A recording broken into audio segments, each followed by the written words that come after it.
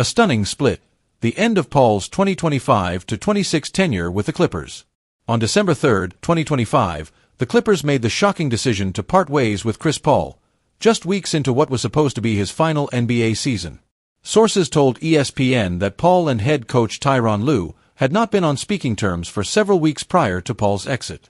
The split was communicated to Paul late at night during a road trip.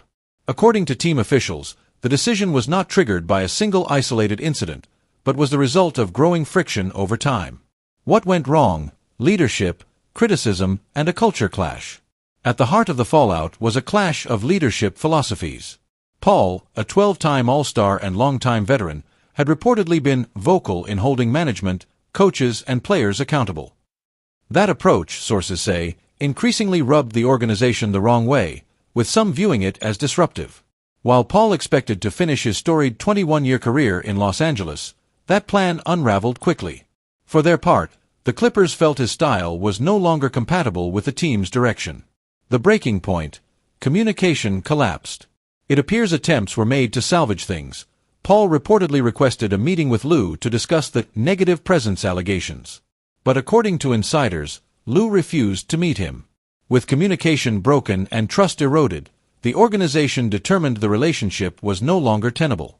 The final blow came with a late-night meeting, where team leadership formally notified Paul of the decision. Legacy tarnished, at least for now.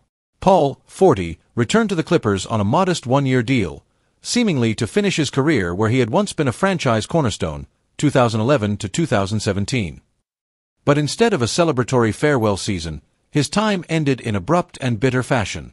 For many fans and analysts, the sudden exit, stemming not from poor play but from internal conflict, casts a somber note on what might have been a final chapter of respect and closure. Meanwhile, leadership within the organization has defended the decision, saying it was about fit and long-term direction, not a single incident or moment. What's next? Uncertain futures for all involved. The Clippers sit at 5-16 this season, and the decision underscores how much turmoil exists behind the scenes. For Paul, his planned retirement is now up in the air. For Lue and the organization, trust and cohesion may be harder to rebuild than any win total.